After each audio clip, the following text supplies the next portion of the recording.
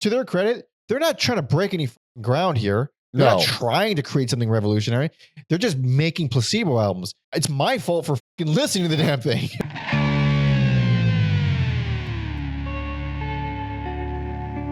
Welcome to Every Album Ever with Mike and Alex, the podcast where we listen to every single album in the world, whether we like it or not. That's a whole new discography per episode. My name is Michael Mansour, and I'm joined, as always, by my morning co-host, Alexander Volch. Say hello. Hello. And today, we'll be discussing every album by Placebo. Placebo. This is requested on Patreon by Blarbin. Thank you, Blarbin, for supporting us and hanging out with us and requesting this and giving us your money. We are no longer accepting any requests on Patreon because Alex is leaving the show. If you don't know that, you know now. If you want more details of why he's leaving the show, check out our King Crimson Part 1 episode. But for the time being, we're fulfilling all the requests that were submitted before that cutoff.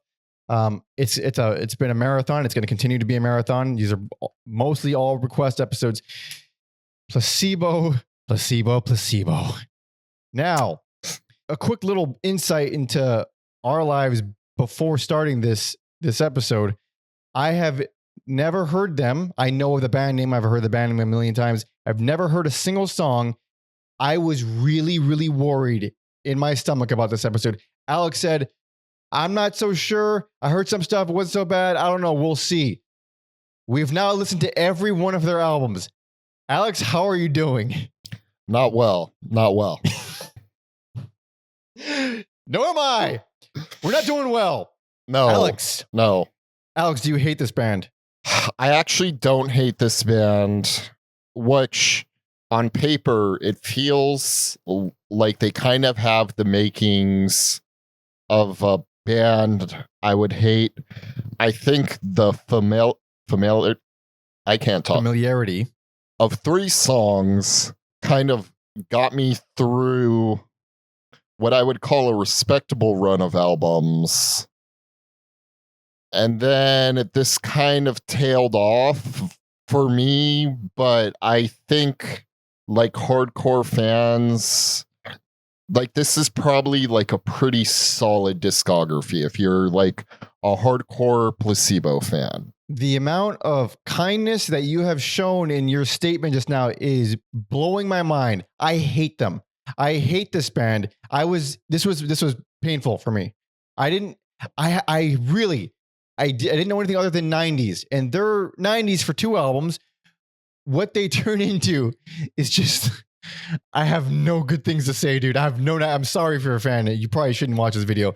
I have no nice things to say. I have very few nice things to say about this band. I'm coasting by on Mark Appleyard's section in the skate video Sorry, where he used every me and every you, or whatever order it's listed. Every you, every me, I think is the official title. But then he sings every me and every you. Yes, it's very confusing. So I'm coasting by that, and then I forget what WrestleMania number, Shawn Michaels versus Undertaker 2, when some maniac decided to make a compilation of their rivalry and set it to their cover of Running Up That Hill. I was purely this coasting by off those 2. So we're not covering them and their cover of Run Up the Hill because it's not an album. It was on a covers album. And guess what, Alex? What? I didn't listen to it. So you know what I'm going to do right now? What's that? I'm going to listen to it right now. I'm going to cut out me listening to it, and then we're going to return with my immediate response to it. Wait, did you watch the Shawn Michael? No, but I'm going to watch. That's how I'm going to listen to it. I'm going to watch that. Watch that instead, and I'll like try to cue it up with you. Okay. So now we're back after having watched the Shawn Michaels versus the Undertaker Running Up That Hill Placebo video. Yes. Do yourself a favor. Yeah. Oh my God. So, it's fine. The song is good, so therefore it's fine. I'm not in love with Placebo's choices on it. They just kind of edgified it more. Yeah, kind of more down tempo. Yeah. Yeah. More it feels a little bit more ethereal, and not ethereal, but more like cold, dark, and electronic sounding. Yes, which they will do in certain albums. Yeah, indeed. So now that I've heard basically every single thing by them, I mean, minus the covers album, they parts of this were as bad to me as later a Soul Asylum, as worse than Wild Nothing. Oh, wow. There are 3 albums here that I think are so bad that it hurts. There are 2 of them that I think are contenders for worst of the worst. I really hate this band. I have no idea. There's nothing you can. I can't take this. I feel bad because I have so little nice to say. The albums that I like, I barely like.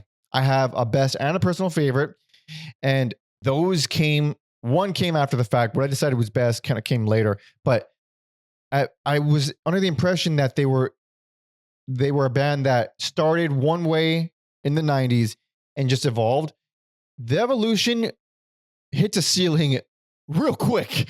And from then on, they coast just playing background rock music, either pop rock or really melodramatic edgelord rock.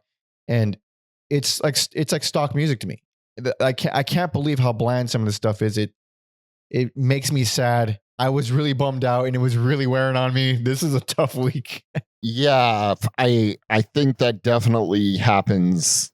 For me, it's definitely in the later half of the discography for me. I don't really know too much about them, like outside of like a handful of songs, and then I've never listened to a full album from them. I was surprised to learn they were Britpop because this is I feel like they kind of just got lumped in there. Yeah. So again, coming in completely blind, I had no idea even where they're from. Listen to the albums. Eventually, I picked up. Oh yeah, they're clearly English, but Britpop. Yeah, I was for Britpop. Not that I'm far from an expert. I don't really like it that much. I do enjoy pulp, but and the Laws. But they were like before. They were early. They were way early. That was like late. They were mostly the 80s, and the album came out early 90s. But I always assumed or like associated Britpop with being a little bit more upbeat, a little bit more obviously British or English, whatever, and then also a lot lighter, less dark and edgy. And these guys they hang around. They do definitely go moments where they're very poppy, but mostly dark and edgy and emotional and sad and sad and sad. Yes, except maybe one album they decide not to. But yeah, it was kind of hard for me to pick best personal favorite because I would say I don't really have strong feelings. I think there's like 90s elements they do that they drop, and I kind of miss those elements in the later era. Like good on them for kind of evolving. Like I didn't know they got their start in the 90s. Like I just thought they were like a 2000s band. So I learned quite a few things. And then singer Brian Molko, he has one of the funniest Wikipedia entries. In a 1997 interview with Kerrang! Magazine, he admitted that heroin was probably the only drug on this planet I haven't tried. However, he later admitted to using heroin as well. Fucking amazing. So he's a fan of the drugs. Oh, I tried to refrain from looking up any images of this guy because of his voice, and now that I see them, yeah, I'm not a fan. I've never seen so much space between one's two eyes in my life. He looks like the guy from Mighty Boosh. Noel. Yeah. Noel, it's funny because I know, even though I knew him from Mighty Boosh first, I know mostly because of the Great British Baking Show. Hell yeah. Bakers. Yeah, he's great. So we have some notes here from our boy Tom Osman, who did some dirt for us and find some research and go support him. We have a piece from 2020. It's a feature from You Discover Music, and Tom leaves this note for us. He says the real question in this episode, I think, is how far through the discography Mike and Alex each got before they grew to hate Brian Malko's voice. Well, Alex, How long? It's either Sleeping with Giants or Meds. First album for me. First album. First album. I hated him from the jump. I accepted him. Yes. I didn't like his voice, but I accepted him. By the second album, I realized nothing was changing. I just sort of, okay, this is where we're at. Okay, I don't like it. I never like it. I don't, from top to bottom, I don't like his voice. I'm not gonna use it as ammunition against why I don't like the band. It is actually not even related to why I hate the band. His voice, even though I don't like his voice, it has nothing to do with why I don't like the band. I think there are certain songs where he's better suited to do it. I do like when he like reins it in a little bit. It is like this weird, like super high pitched thing. It's kind of whiny. Sometimes it made me think of Jello a little bit when Jello goes high. But like, I think the difference for me is it's weird. It's very angsty, but it didn't like, it doesn't grind my gears the way like an emo or screamo band does for whatever reason. It is indeed extremely whiny. He's a very whiny voice.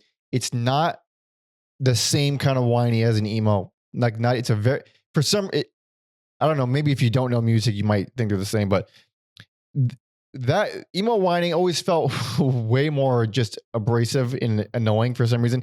Like this guy is more like legitimately singing, you know, thought out. Well, not that I can't say that because every vocalist try to probably puts thought into their vocal lines. I mean, he's more singing than like emoting at you. I think it's just how you happen to have a very whiny voice. I think that's what it is. There's the like emoting as like I'll take this guy Brian over Gerard Way like 10 I would opposite. I actually like Gerard Way quite a bit. Oh man, yeah. I don't have the complete opposite for me. I don't have the time or energy to really dissect why, but he's intense, but he's got his own style that I found to fit the band. I do like MCR's second album a lot, like way more than I should. I love the MCR's second album.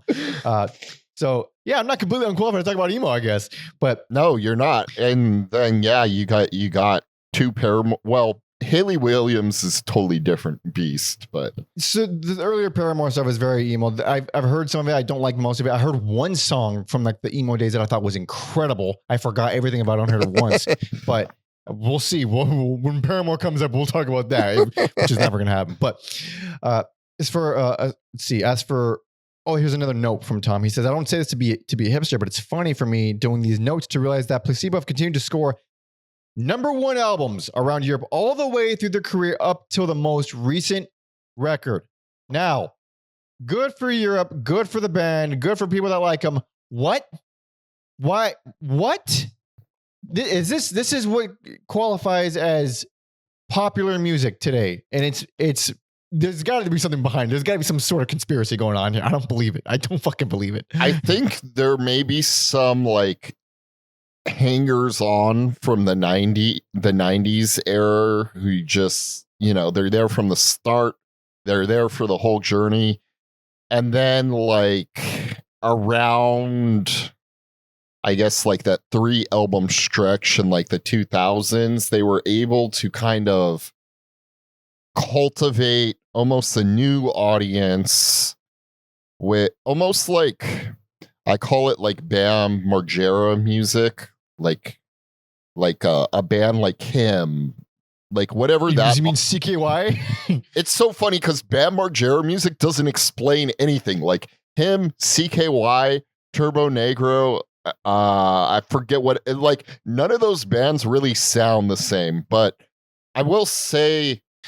Also, Bam Margera is not a band. He's not a band, but like he like had these bands that he like hung out with and like really like put over like for sure obviously CKY, but like him and Turbo Negro really like this may be crazy to younger people, but like Bam Margera was like insanely popular. Insanely. Oh, he was the man. I never liked him. Yeah. Actually, the funny thing about the journey that is Bam Margera, I like him now. I didn't like him then. I love him now. He's the most entertaining dude on the fucking planet now. Back then, he was like, oh, he's a dude that he thinks he's really cool. Everyone thinks he's cool. He's fucking lame. I hated him when I was a kid. Love him now. Honestly, if he had his shit together, he probably like could have parlayed that shit into like what Rob Dyrdek has, which Rob Dyrdek basically is MTV. MTV is just ridiculousness now.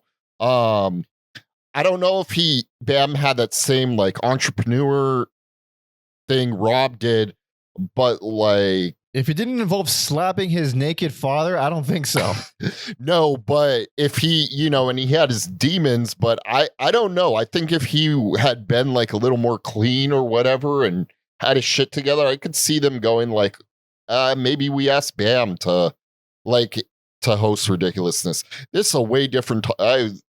That's a huge side quest, but. Old timers. We're considered old timers now. Those types of people who kind of like those younger people who didn't really, and I guess they'd be my age now.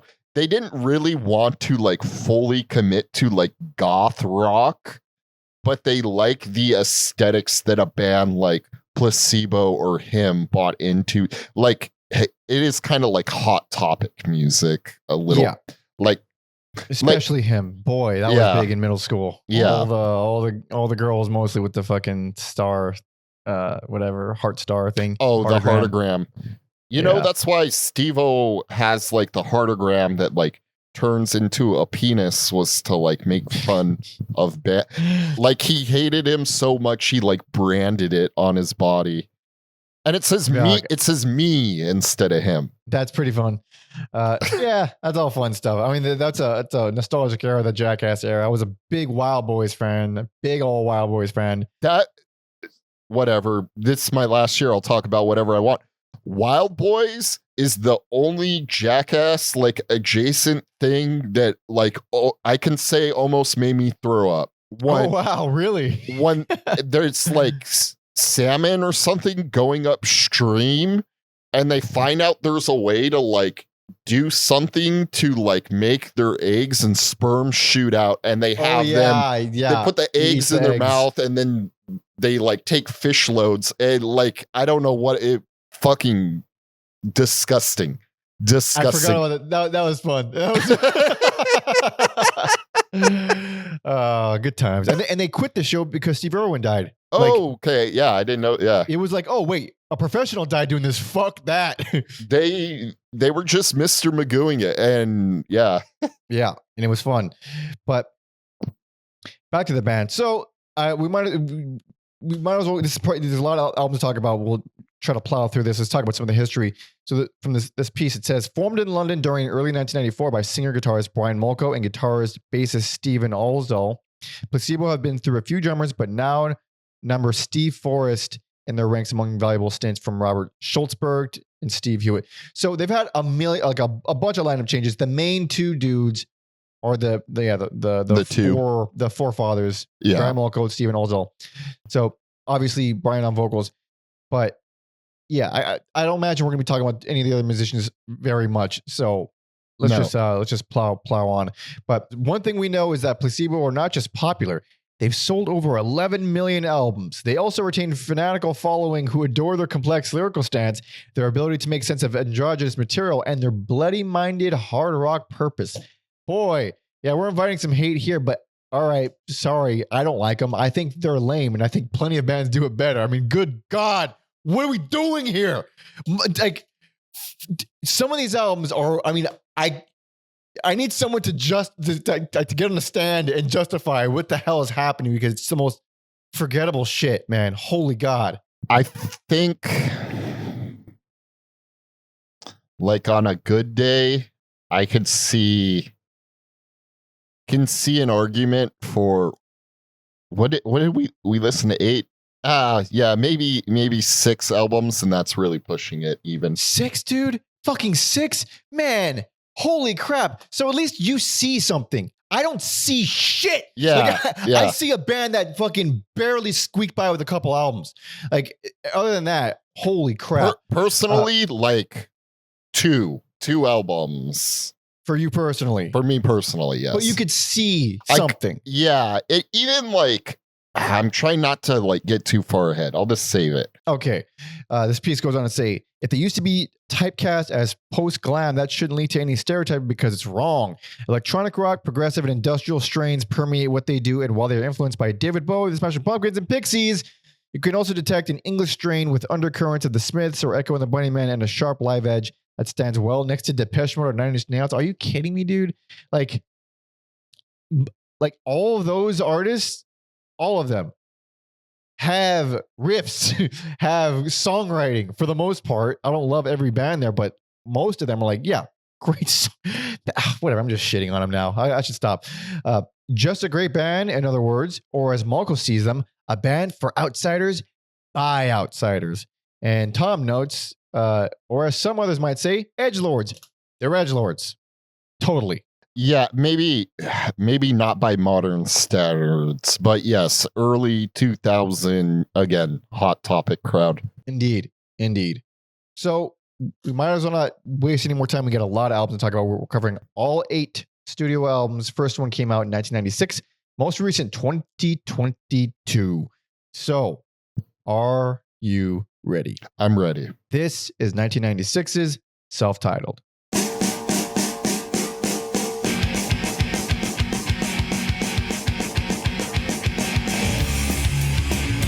This surprised me because I only knew like 2 or 3 songs. I knew none, but I thought, 90s alt rock. That's a cool riff. It's a cool riff. It's kind of like pop punk too. A tad, a little bit more edgy. Here. It's got more grit.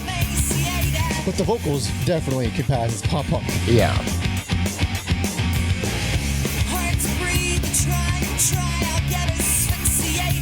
He's the most whiny on this album. Like, in like one album, his voice just changes ever so slightly, but here he's very, very whiny. I think as he gets older, it kind of becomes, and a lot of singers do this, where they almost become like parodies of themselves, right? Yeah, maybe. I mean, I'm not going to say that he's not doing that, for sure. And this is a solid course. The come home part, yeah. That's a good vocal line. I like his vocal lines like that, where it's like, it's still high pitched, but I don't feel like he's like pushing it to that like extreme. No, he's not really doing anything too crazy. And also, have as annoying of a voice as you want. If you're writing good vocal melodies, I don't give a fuck how annoying your voice is. And I'm giving this one best. Yeah, I was surprised to, again, like I didn't really know anything about this band. Like surprised to just see like how beloved this is. And I get it. I think this is definitely one of their best albums. Yeah. I was okay with this. I didn't think I don't love this album. The reason I'm giving it best, because I wasn't at first. The reason I'm giving it best is by the end of the 8 album journey and listening to all these albums multiple times, this is the only album where the songs that I remember, because like the most catchy songs are on here. Like the most songs will stick in your head, I feel, are on this album. More songs from this album got stuck in my head throughout the week than any other album. And those songs that got stuck in my head, I like. Whereas maybe 1 or 2 from the rest of the 7, and I didn't even care for them that much. So like the fact that stuck with me this whole time, that stuck with me, makes me feel like, oh wait, even though I don't love this album, there is something definitely here that absolutely works. Yeah, and I think it's funny because here, like, I like their down-tempo stuff a lot. Like, I don't think it gets repetitive or boring, which it will. And I definitely think like a song like Teen Angst, I like his vocals in that setting more. You like that song? I do, yeah. I hate that song. I think it's my least favorite on the whole album. Like easily my least favorite. And that's my problem with the pacing is like, I mean, it's not my favorite album of theirs. So it comes out, Come Home is a great opener, and it goes to that, and I feel like it just drops the pacing and the energy. It, just completely screeches it right there. I found it to be very wimpy and average, but it picks it up again with Bionic. Because we do get some like shoegaze elements here, not really like full shoegaze, but just enough here and there. For yeah, sure. yeah. I was surprised to see the song "Nancy Boy" is what kind of put them on the map. Yeah, that's what apparently Tom he mentions here that he listened to this first time a whole bunch, but he got tired of it. He got tired of Nancy Boy getting overplayed in the UK, so he got off the bus before they even put out the second album. Yeah, because I don't know.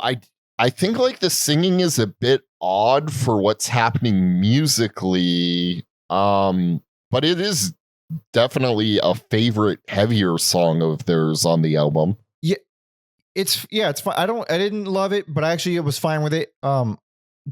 That being one of the most famous songs, I don't really understand that so much. I think it's fine. I think there's better songs on here, but it didn't offend me. And it's also good for pacing because it's one of the more dirty tracks. It's one of the meanest tracks. Although his vocals are so whiny, nothing gets very threatening ever. Especially on this album. But yeah, it's pretty well rounded. There's moments that so one of the songs that got stuck in my head a lot was I know. He says it like 50 fucking 7 times in the song, and I don't hate it. Honestly, I think it's a pretty good song. Yeah, the like moody acoustic guitars and the hang drums, again, good for pacing. It sounds like there's a fucking didgeridoo on there. I don't know if there is, but it sounds like it. Yeah. You know what is funny? The closer, HK Farewell. The hidden track back in the CD days. Yeah, I was like, this is some like nice, pleasant piano stuff. I think it's like cool in a song with a bunch of like angsty songs. Little did I know that most albums close with a fucking down-tempo piano song. HK Farewell immediately lost me. Did it? Yeah, I had a bad feeling about that one because the what should have been the closer, the non-hidden final track is Swallow, which is the best song on the album for me because it's like, man, it has it's the most interesting thing on the album for sure. Just the most interesting. Maybe it won't be your favorite thing, but it has the vocals. It's just kind of sparse spoken word thing through a telephone. That's what they sound like. But it's groovy. It's borderline psychedelic. Has really great textures. It's actually really hypnotic and really nice. It's very well done. I was very optimistic of where the band was going to go hearing that. And then HK Farewell comes on, and it's this blown out, overly long, really hopeful, atmospheric, prominent piano. I mean, it's all inspiration. It just goes on and on and on. And it's just like, I get it's a hidden track in the days of hidden tracks, so maybe it didn't feel as much like a closer, but judging it like a closer on streaming, because that's what it is now, fucking it ruins the ending of the album for me. I'm going to say you like Swallow because it's the most Slint adjacent song. It is. Yeah, sure. But it's also a thing that I thought they were going to develop on more. They don't. And that bummed me out. But there's still plenty of good stuff on here. Bruce Pristine is pretty nice, snappy, fast, very 90s alt rock sounding for sure, but I dig it. Yeah, definitely. Now that I've listened to half of Sonic Youth's discography, can hear that, like, the Sonic Youth vibes in there. Yeah, None of the songs on here make me want to like pull my hair out. I didn't really have fatigue with it. And I don't think that's just because it was the first album either. Yeah, I don't care for it as a whole package, but it showed me potential and I was hopeful for more. But I found the parts that were good to be genuinely interesting and hypnotic and nice. And the other stuff that I found to be kind of annoying wasn't the worst thing ever. I wasn't really that bothered by it. I kind of ended this one feeling okay. Like it kind of left a good impression, but mostly I think it's the best because these songs have the most lasting impact. Like I'm listening to tons and tons of this fucking band, and I'm still remembering these songs. So that doesn't we do a lot of discographies. That does not happen with first albums often. So Yeah. it made me kind of realize, yeah, this is probably the best. Fair enough. As for some of the background over here, this was who was it? Brad Wood he produced most of these tracks. I believe Nancy Boy was a late addition to the album. Apparently it has a different production team on it, according to Tom here. It was Phil Vinal who produced it, and he has credits like Ecstasy, who we've covered in the past. Check out Ecstasy. Mark Knopfler, Gary Glitter, Pulp. Check out our episode on Pulp. The Auteurs, Radiohead, Elastica. So he has some more stuff there. Yeah. Also, this producer fucking rules. Fucking. Oh, Brad Wood, right? Yeah. Sunny Day Real Estate, Jesus Lizard. I didn't realize he did Jesus Lizard. Yeah. Gladiator, Boilermaker. Yeah. You did Liz Fair, Hum. Check out episode on Hum. Veruca Salt, Smashing Pumpkins. I forgot we did Hum. Yeah. Well, he definitely has his lane. So indeed. This piece on the band says the first album, Placebo, was released in summer of 1996 and made the top 5 despite going against the trend of Britpop in every way imaginable. So they're not Britpop. Ha! Motherfuckers. Well, I mean, I guess later on they sound someone more Britpop than this. Someone threw them in there, but yeah. Is there feud with Limp Bizkit in there? Wait, they had a feud with Limp Bizkit? They did. No way. At Irving Plaza in December 1998, a spat with Molko led to Durst asking the crowd to chant "Placebo sucks." Nobody told Placebo that Fred Durst would be hosting the show, or that Placebo would have to follow Kid Rock. Who booked this? That's pretty bad. I got no love for any of those bands. Yeah. Really sorry it happened, but yeah, fuck. Yeah. They all blow. But let's move on because we got plenty more to talk about. Yes, sir. So let's do it. This is 1998. Without You, I'm Nothing.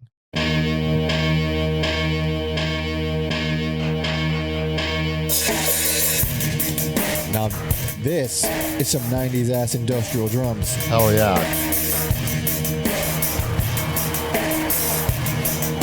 Way more textures now. Yeah.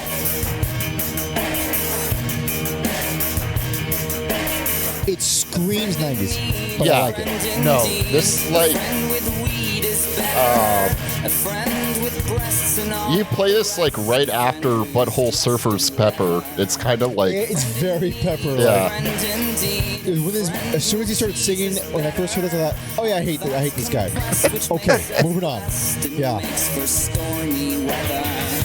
But this is fun. And that bass sounds really nice. Some good fuzz there. Yeah, I also wasn't expecting industrial drums or anything fuzzy in this band. Yeah. So most of the song is just repetitive and driving. It kind of stays at this mode, but it's very satisfying. Yeah. It goes on a while too. Yeah. Also, I was like, don't give best personal favorite to the album with Ever You, Ever Me on it, but I'm doing it.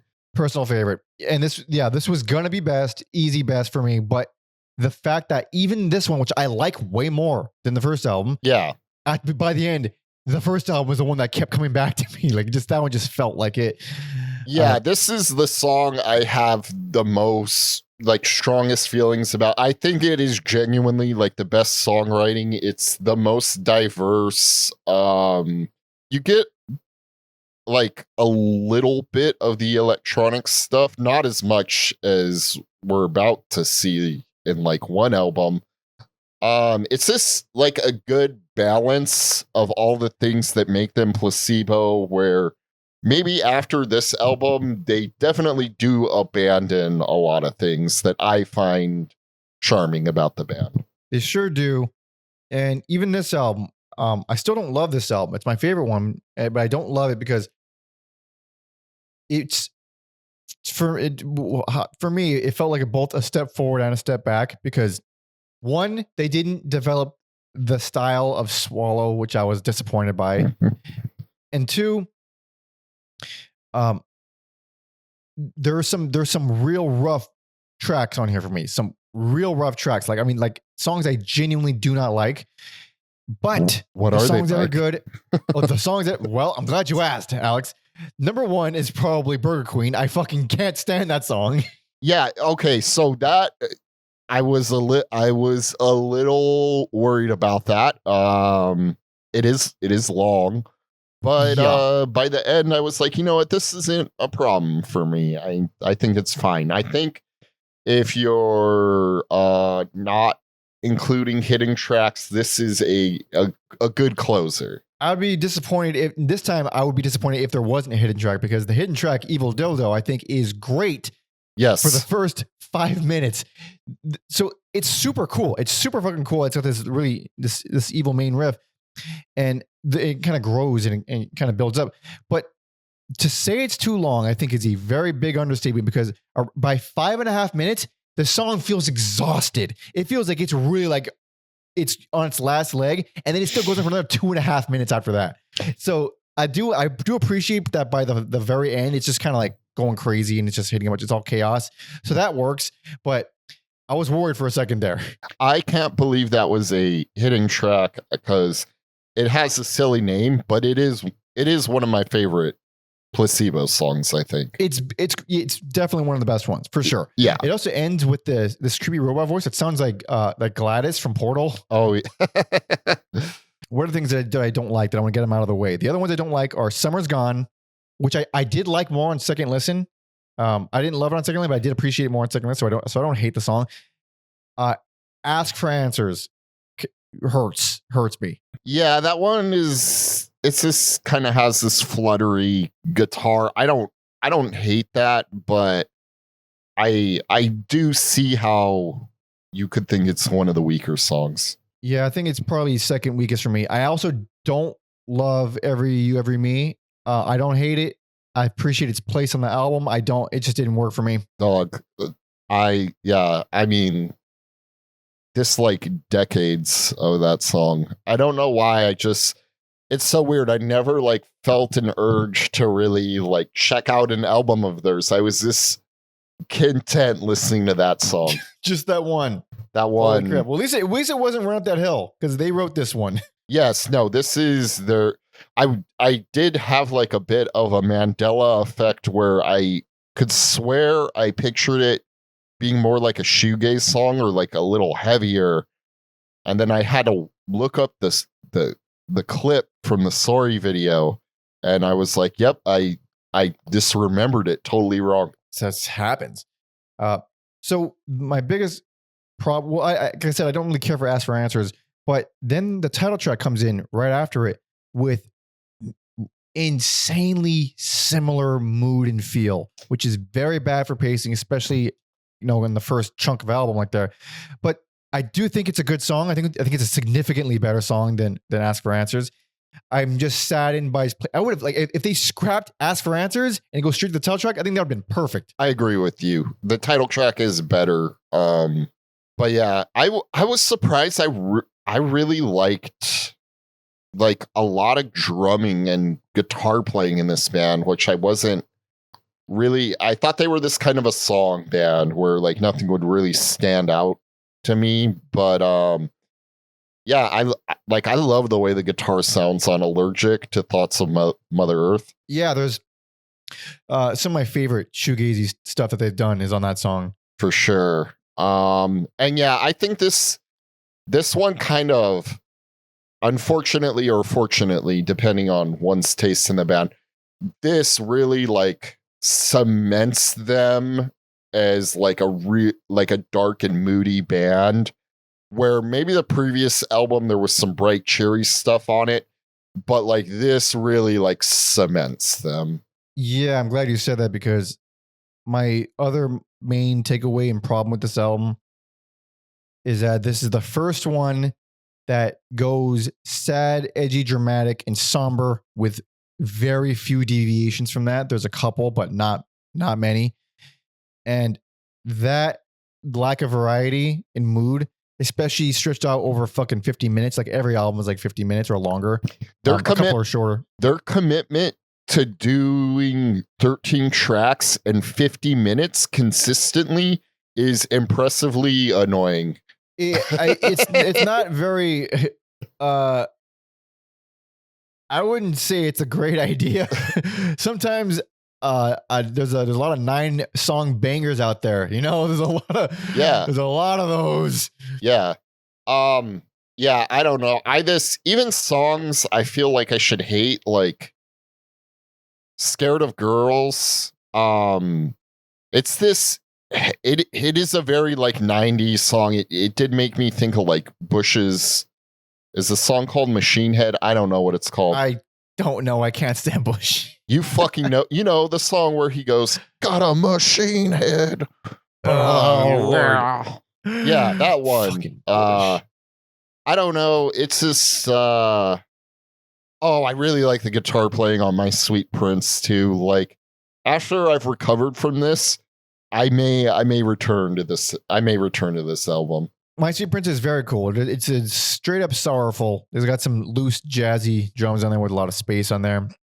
It's very dirgy too. But Scared of Girls is it's angsty, it's aggressive, but it's like I don't know. It feels nice that coming on at that point in the album because it's a little bit of a taste of the first album. Not as angsty as the first album, I guess, but I didn't like it at first.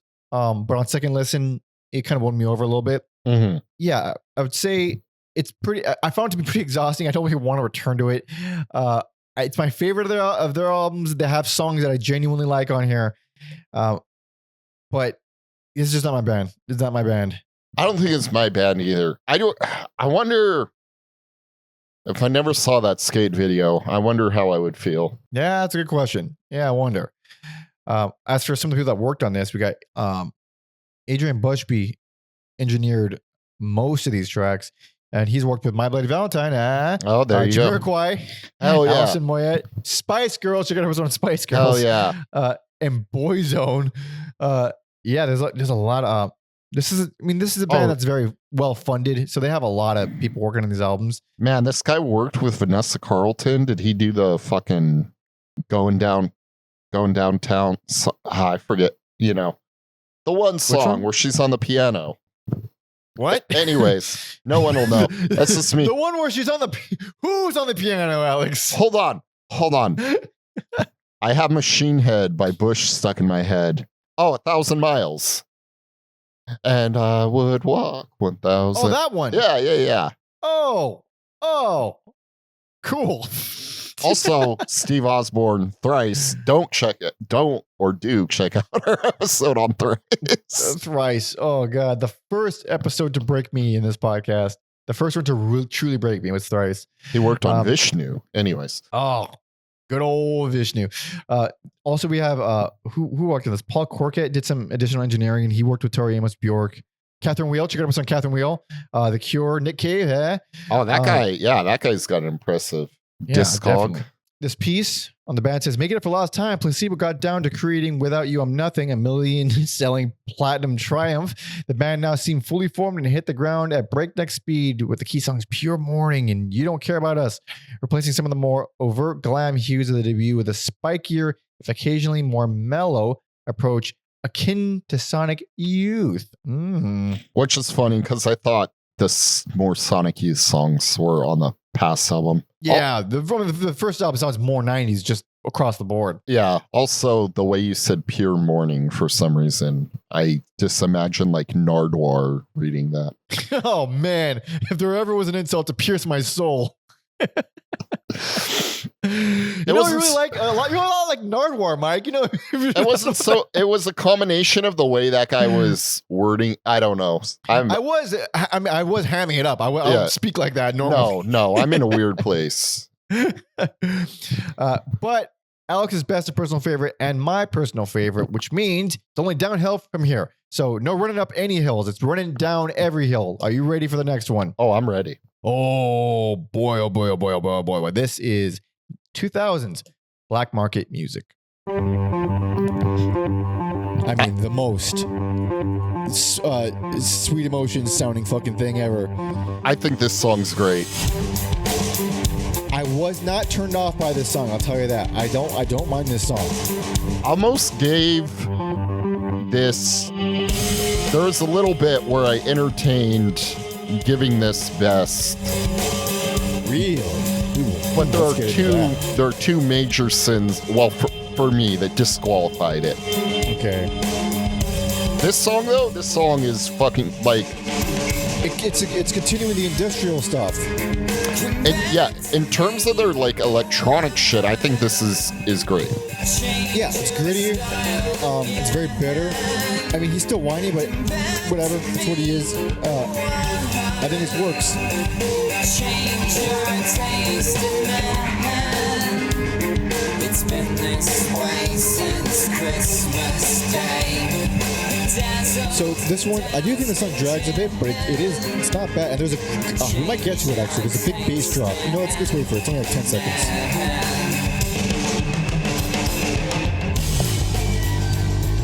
That's pretty cool. It's fun. It's great. Yeah. It's definitely dated. It's definitely dated, but I don't think that's always a bad thing. No, and I like stuff that sounds like that. Yeah. Also, I don't know where, but I'm pretty sure I've heard Special K before. I think Special K is a good song. Well, this is the beginning of the end for me. I really didn't like this album at all. I was flabbergasted. I thought it was a nosedive. The songwriting, aside from like 4 songs, I like 4 songs on here. And incidentally, the bookends, the first 2 and the last 2. Everything in the middle, I was really let down and disappointed by. My knee-jerk reaction was to say that's a bit harsh, but I don't really got skin in the game. I don't. Yeah. Someone else does, I really feel like defending. So for me, the things that like disqualified it were. And it was heartbreaking because I really like the way musically I love Spite and Malice. What Spite and Malice has is some of the most horrendous rapping I've ever heard. Oh my God, man. I was like, who is this? Who is this? And sure enough, it's that fucking guy from She Wants Revenge. I know She Wants Revenge, but I've never took the time to research them. I saw them open up for like dancey punk band called Moving Units, which is funny because now no one knows who Moving Units are, but like She Wants Revenge is a little bit popular. Dude, this fucking guy would like at certain points he just like kept lifting his shirt up and like rubbing his abs, which like I'm sure women want to see it after they got like a little famous. But at a certain point, I was like, dude, just take your fucking shirt off if you're going to be a douchebag. The whole time I was thinking, just take your shirt off. If you're going to be doing that, for fuck's sake, that's way less weird than lifting your shirt up and rubbing your stomach. And I hated their fucking like pseudo goth shit. It fucking drove me up a wall. I couldn't believe they got popular. But that's the fucking guy rapping here. And he does it badly. The song is fucking corny bullshit. I think it's their first piece of shit song. I think there was a short stint, and I don't really care if I'm right or wrong because She Wants Revenge. I think he left the band for a short bit to try to be a rapper, and this may have been in that window. Well, that certainly would make plenty of sense. Unfortunately for us, it's now immortalized on this album. Yes. It blows. And everything after that, I mean, good God, it's this black hole of bland, and it was depressing. I like the spacey guitars on Passive Aggressive. Oh, you like that? Jesus Christ! Yeah, it's very ballady. This is a very like spacey album, and Black Eye continues that. I think like I don't know. This is 2000, right? We're in 2000. Yep. I don't know when Linkin Park came on the scene, but I do feel like Blue America kind of like helped pave the wave for like Linkin Park. And that is something the band will do. I don't know who invented it. I don't care. But Linkin Park popularized like these like dark, dramatic, like hooky piano lines. So like that's what I think of when I hear shit like that. I loathe that shit. Linkin Park got no love in my heart for that band. Jesus. Anyways, that's a different podcast. Dude, you don't like Slave to the Wage? Fuck no, dude. I mean, at least it's like it's a little bit more indie sounding. It's got some energy on there. That's fine. Yeah. Not a fan. I like that. And then I think Hemoglobin, I needed some like hefty riffs after. I know you like the last two songs, but I do think I think they hit you with like 3 like down tempo songs in a row. It's a little grating for me. I think out of the 3, Black Market Blood is the best of the 3. So the thing about it's definitely 3 lengthy, somber, mellow songs in a row, which is bad for pacing. With a band, with an album that I enjoy this little, my appreciation or lack thereof of the pacing goes out the fucking window because I become desperate for anything interesting or anything that I enjoy, which is why I like the last few tracks. It's like, yeah, if this was like if I enjoyed most of the album, I'd be like, okay, kind of takes a dip at the end with like the energy. I don't fuck the energy, dude. I'm just give me something give me anything. Yeah. So on first listen, Hemoglobin, I was like, all right, because finally, at least for me, finally a cool riff. That opening riff kicks a bunch of ass. It's very cool. It's very mean, very jagged.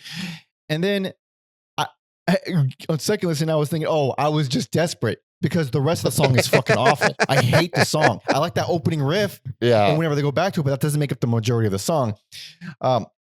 As for Peeping Tom, I don't like Narcoleptic at all. But Peeping Tom, I'm definitely worn out by the the melodramatic, sad and dramatic stuff. But I did enjoy it more than the others. It felt a little bit, and again, I don't love it, but I did appreciate it. Black Market Blood, you're correct. That is the best one. It has these, it feels a little bit different, but it has these subdued kind of subtle laser sounds. Got some nice cello on there. Eventually more strings and a piano come in, and it's the best sounding thing on the fucking album. It's like I heard that, I'm like, why didn't they do that why didn't they just do more of that on there? What's wrong with that's actually inventive and it's beautiful. It's well written. Yeah, because when the strings come in, they are unsettling, and then the piano. It's an interesting piano thing because it's busy, but it's still like sinister in a way. And so I just thought like, I don't know much about piano, and even though I took intro to piano class, but like I like what the piano player is playing on that track. Yeah, it's good stuff. It's a good line. I have some piano experience, but it's like, because when I say busy, I don't think like creepy and sinister, but it is like very busy. There are like quite a few keys being tickled, if you will. Yeah, it feels by far the most different. It feels a little bit the most elegant, a little bit kind of the most mature out of everything. But as a whole, this is far from their worst album. I don't like it at all. It was the first bad album for me. But what I don't like about it is it's the style of it is very similar to the previous album, but the songwriting isn't nearly as good. And like we hinted on with the second album, now they're the edgy dark band, and it's already getting old. Like the lack of diversity in mood and feel gets old. It's not offensively bad. I don't think most of these songs are offensively bad. I felt to be like lukewarm and average for the vast majority of it. I think the commitment to like electronic and industrial stuff on here makes this like a completely different, well, not completely, but a different beast. And then I just really like the thing that does, like, if I'm going to listen to any, like an album that like invokes electronics from Placebo, it'll probably be this one. Not that I would, but yeah. It left enough of an impression, is what you're saying. Yeah, because the other ones in comparison, I'm like, I have like some issues with this one, but the other ones are kind of bore me. Right. Yeah. I see what you're saying. Tom noted here he was I guess he was listening to the albums while he was taking notes for us. He noticed something about he said for Special K, that the bit where they go into the chorus, he says, "I swear the Killers ripped that off when they did Mr. Brightside a few years later." And then he says, "By the way, fuck the Killers and all the modern indie rock they spawned. I reject their toe tapping catchiness." I don't have a problem with toe tapping catchiness, but I don't know. There's I do agree with Tom. There's something about the Killers that rubs me the wrong way, and I didn't come prepared to speak about why. But yeah, I mean, I've only heard him in passing growing up and hated him, but whatever. That's a band for a different day. It's not for me. But also the thing we didn't bring up on Spider Malice, one of the recurring lines is "dope guns fucking in the streets." Oh yes, that's yes. And this is a funny little overlap because Tom says that Brad Wood, who produced the first record or most of the first record, he's credited on volume 2 of Amphetamine Reptiles' "Dope Guns and Fucking in the Streets" compilation. Man, that guy rules. That guy rules. Those are fun comps. We covered one as a bonus episode on Patreon. Yeah. But this piece says Black Market Music is another million seller that took 9 months of gestation. It's a fine child for that. All right. It's kind of creepy. A dark guitar rock masterpiece. At its core, there are several other layers to unravel. Hip hop MC and rapper Justin Warfield. Maybe that's what it was. Maybe he was a rapper before he joined She Wants Revenge. I don't really care. I don't care. Perhaps. I don't want to think about that guy anymore. Yeah, I'm not even gonna finish the fucking quote because oh god, this piece ends by saying the detractors simply weren't paying close attention, and we weren't. What? We listened to it multiple times, paying as much attention as we fucking possibly could. Also, what detractors? This seems to be like Beloved. Well, like you got outside, two right here. Like 1.5. Outside of like Rolling Stone and Pitchfork, like it seems Beloved, like the sales did, like the two detractors. the whatever, fans get really, really emotional. They do. Yeah, when you don't like the thing that they like. But Tom added his own 2 cents and he says, "Oh, you blazing arsehole. Is there anything more annoying than someone hyping up a band saying that people who don't like it just don't get it, man?" I put this article in here because I thought it would be funny seeing Mike get pissed off, but I'm the one getting triggered. Yeah, we don't get it. If that's the case, okay. I feel a little bit more, I don't know, humbled listening to really, really big, crazy music that I don't like, rather than listening to very simple music like this that I don't like. So if I don't get this simple shit, I'm fine with that. It's not for me. I mean, arguably it's in 4/4 most of the time, but it's not complicated at all. It's just bland. I mean, I don't know what to fucking. I don't know. Man. I still think there's like, even on albums I don't like, I still think there's an occasional like guitar riff that I think is really like neat or cool sounding. And I know they've changed drummers a few times, but like, I think their ability to find drummers who can play, I would say that drumming is like punching above weight sometimes. Like, well, they have the clout and the resources to find good drummers. I mean, they're million selling albums. I mean, they got no issues. But yeah, at least they can play. Obviously, everyone can play. That's never been an issue. Although I did look up a live video from 2011 of Every You and Every Me, and I don't think it sounded good. But can't help it, winners. Just remember how many times Mastodon sounded bad live and how great they are. That's true. That is true. I'm not really one to say. I'm not one to say. Because I don't know why Placebo has like a video, like a DVD on iTunes. I've never seen that before. Yeah. I don't know why more bad. I was like, that's fucking genius. Because I've seen it a couple times, but I can't recall who. It's like a full-fledged like DVD on iTunes. I've seen like performances on iTunes.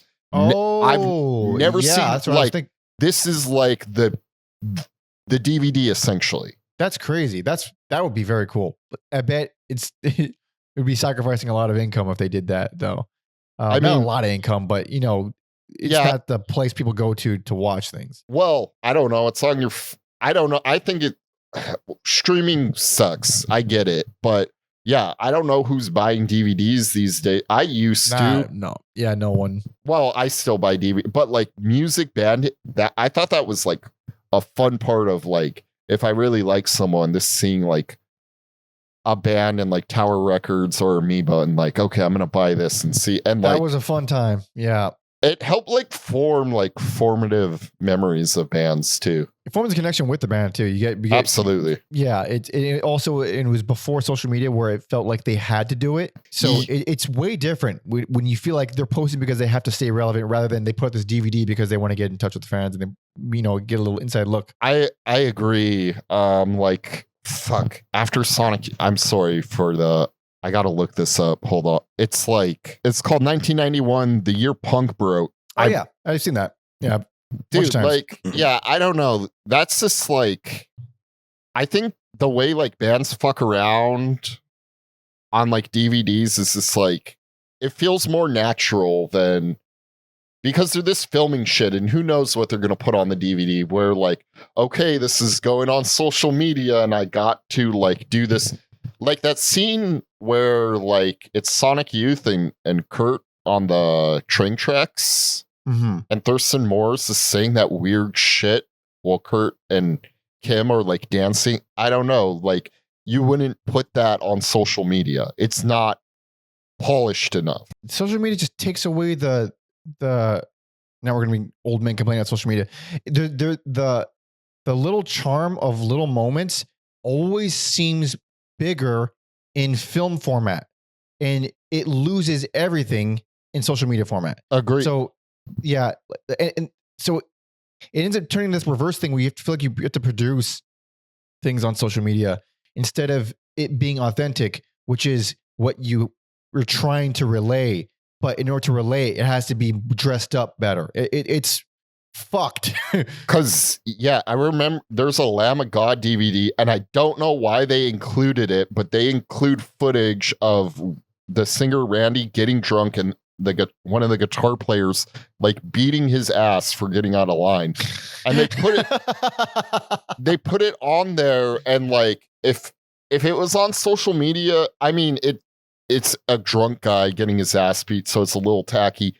But having the ability to like have everyone like comment on it and reflect it made it like, okay, this was heavy and Randy fucked up, where like, oh, like what the fuck's going on, where they this posted a clip of the guitar player beating the shit out of the vocalist. Like it's confusing too. So yeah, I think a better idea, and I know nothing about, I mean, I work with social media. I don't like it, but it is what it is, I guess. But an idea that I like personally, my out of touch, getting older by the minute self, is make a fucking a visual mixtape for a social media. It's more like a short film of those little moments, make it look like a fucking movie. I mean, it's still producing it, but at least that's one way to translate the little realities, the small realities of, YouTube really is the happy medium, I think. But anyways.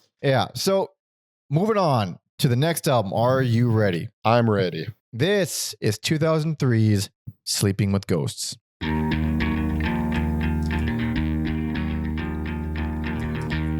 This sounds like AFI now. I'm no band I'm not dived into, but I'm aware of. I didn't hate this. It's the closest shit to the debut since the debut. This is probably one of my favorite songs of theirs. It's also instrumental, by the way. Yeah. I mean, it's the most distinct opener, or one of the most distinct openers. Listen to that fucking bass line. Yeah, no, the playing's great on here. And yeah, we're not gonna get too many like rockin' songs.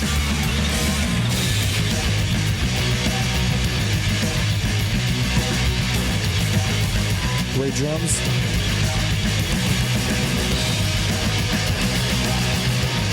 Yeah, it's just got cool little lines all over.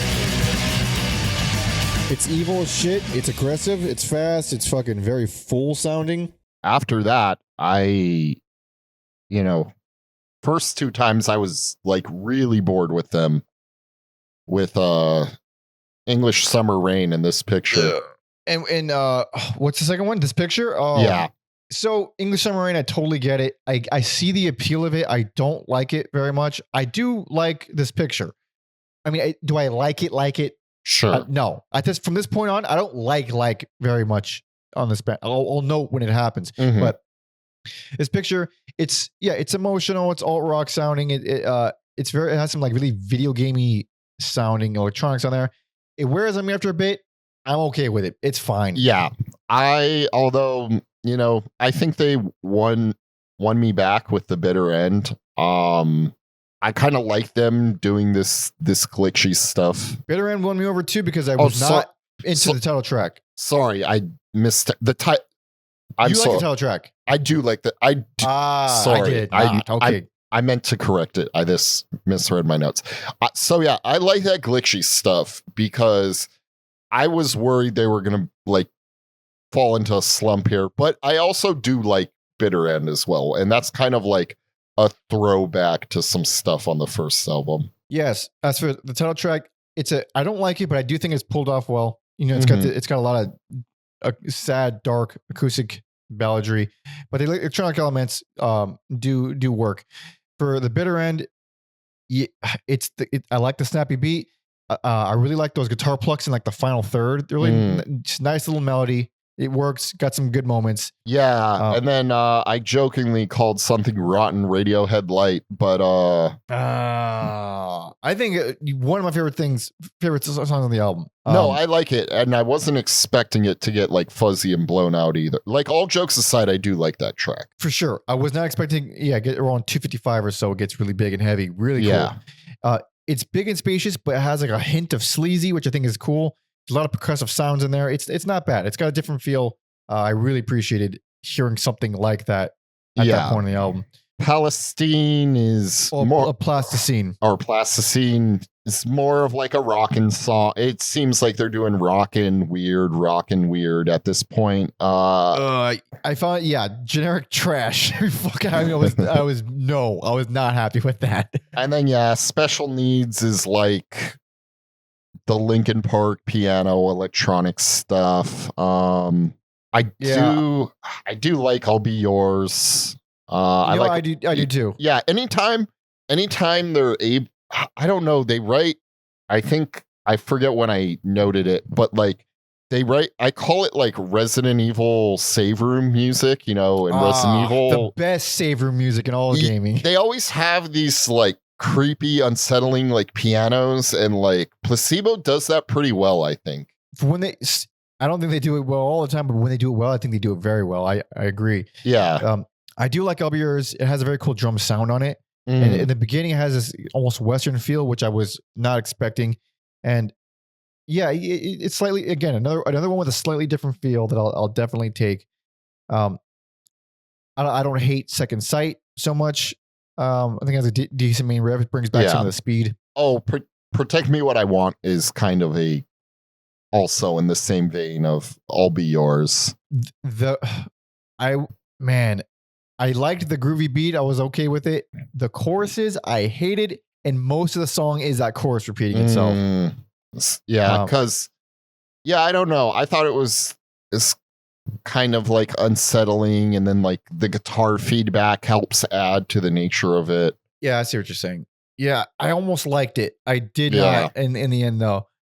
Centerfolds, the pianos around 125, my favorite thing in the album. Beautiful stuff. Beautiful, haunting, clever, awesome. For a little bit, I was like another fucking piano closer, but I don't want to say it won me over, but it didn't. Like, I don't hate it. I think the piano, the when they do dark and evil, it doesn't come across as, I guess, chilling as that one does. Yeah, which is why it really stuck with me. It still sticks with me. But so I was at this point hearing this album, I thought, okay, this is not my band, absolutely not. But damn it, this is a little better. All right, I get why they have fans. Fair enough. Fine. I didn't like things as much on second listen, but overall, I still like appreciated what this album does. This is like the end for me. Like I was hoping they would kind of move in a new direction or do something kind of unexpected. We're at this point onward, we're doing the same shit for a long time. Yes. This is their sound now, and they're gonna ride that wave. Boy, oh boy.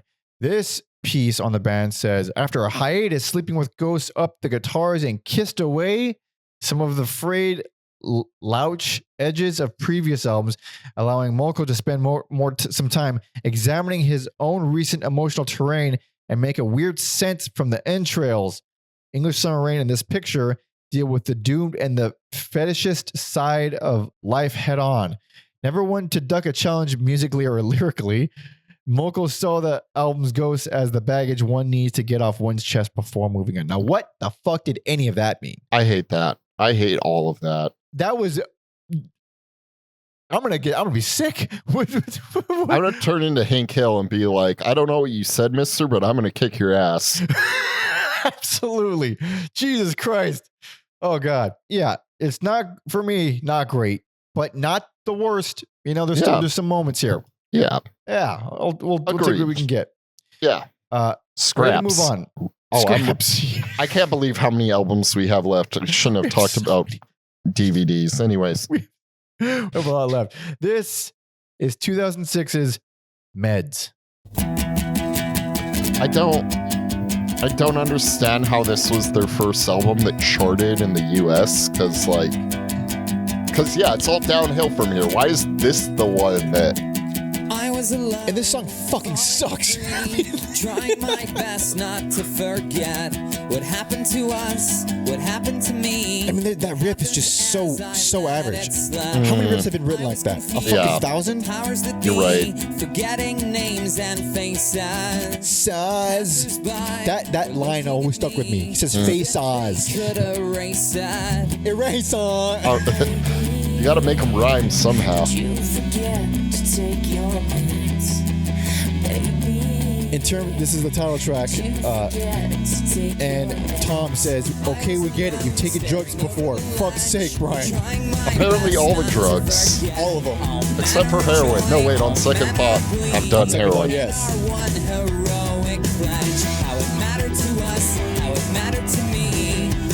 This is pretty cookie cutter stuff. Yes, and so much that I can't fucking take it anymore. I really hate this.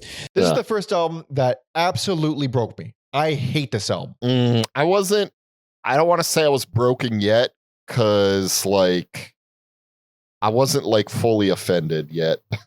Wow, you had some resilience in you. I'm surprised. I did. Yeah, I did. No, I absolutely did. I like two things on here though, which I can't say about other albums. Yeah.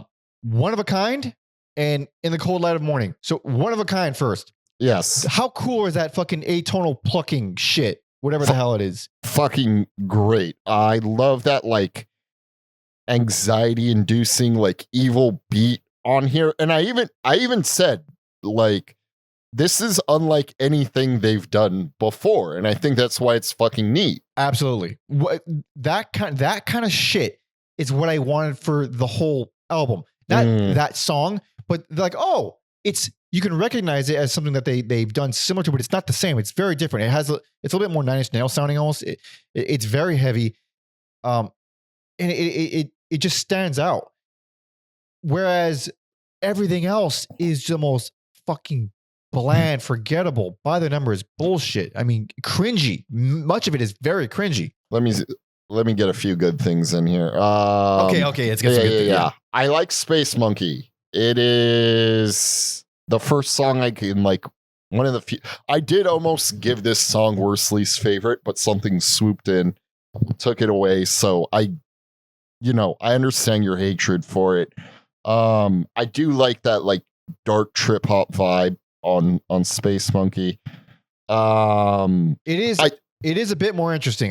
The chorus I find to be horrendous, but I find it to be a bit more interesting than a lot of the other ones. Yeah, this isn't a positive thing, and I didn't note it on earlier albums, but with Follow the Cops Back Home, I do notice he has these songs where they're kind of tales of everyday people and they're kind of like these like small epic songs in a way, and I don't think that's his strong suit, but he likes doing them.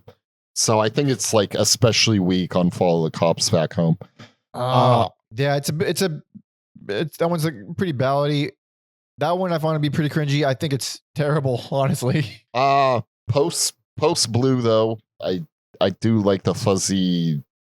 I know it's an electric guitar, but the guitar sounds like more like electronica. I think I'm glad you like it. I hate it, but yeah. I think if they leaned, it's hard because like, yeah, they did the industrial shit on the last album. So then I think like here they're trying to find this like sweet spot, but the heavier songs do work for me, like Post Blue or, Blind. It's not Korn good, but it's what is Korn good? What aside is from Korn? Yeah, they don't have a talented bass player like Fieldy in Placebo. They can only do so much in Placebo. It's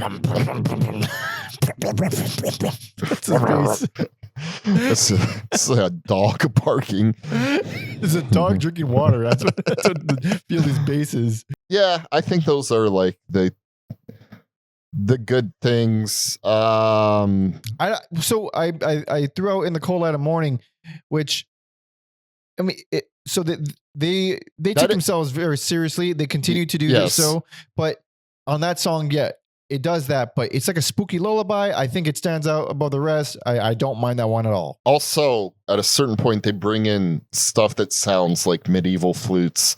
I don't know if it's flutes or some keyboard shit. I don't care. Either way, fun stuff. Fun stuff. Yes, and they did commit the sin of bringing Michael Stipe of REM on here. Yeah, but which song was Broken that? Promises. That was Broken Promise, yeah. It is kind of like Resident Evil save room music, so at least there's that. Yeah. Not as good as the last two Evil songs on the last album. No. Because Michael Stipe's on it. Well, because Michael Stipe is a red flag for sure. But the opening piano line is it was like one of the first genuinely good things. I think I noted it as the first genuinely good thing on the album, which is rough. And then Michael Stipe comes in, and then the rest comes in, and dude, the fucking acapella outro, by the way. Oh boy, that one hurt. That one was like, oh, made me wince. So I didn't have the hatred you had yet, but this album did, outside of Justin Warfield's rapping, this did feature the first song where I was like, this is absolute dog shit. I just hate Pietro the Clown. Oh, Piero the Clown. That's the first song like I actually hate. Yeah, it's bad. Yeah. it's bad. Yeah, it stinks. This album is not good. Fuck, man. It stinks. It stinks. I can't believe how much worse they got so quickly. Like, just like the last album, I didn't love the last album, but it's like, oh, they're solidifying their sound, they're trying things. I don't love it all, but I appreciate something. And then this, like, whoa, dude, what happened? I don't think it's that much of a drop off. Why? Because I don't know. For me, there's just enough good stuff peppered throughout it. You found the pepper flakes. I did not. I guess I found it to be just average BS hidden behind clean production. And that's not gonna that's gonna apply to a lot of stuff from now on, I guess. But it was the first one to be like, whoa, dude, this is all bad. Like, or at least the first one to start out bad and stay there for a while for me. So no other albums before this did that. So this is the first kind of misstep. This album only went gold in the UK and Russia. Oh. Huh? Whoa, dude. It didn't go crazy platinum. Amazing. Must mean it's a piece of shit. That's the only explanation.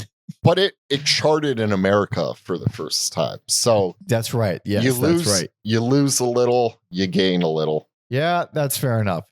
But let's move the hell on. Are you ready? I am ready. Hell yes. This is 2009's Battle for the Sun. Also, this is the one of the most on the nose album titles ever.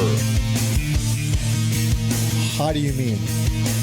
This album is a deliberate attempt to be bright and like, maybe not lyrically, but musically, there's so much more like bright, uplifting instrumental parts. I see what you're saying. But this is meaner than anything they've done in a while. I agree, and there's not really electronics. Like, this could, you could throw this on the earlier albums. Yeah. It's not bad. And I want to get to this pre-chorus.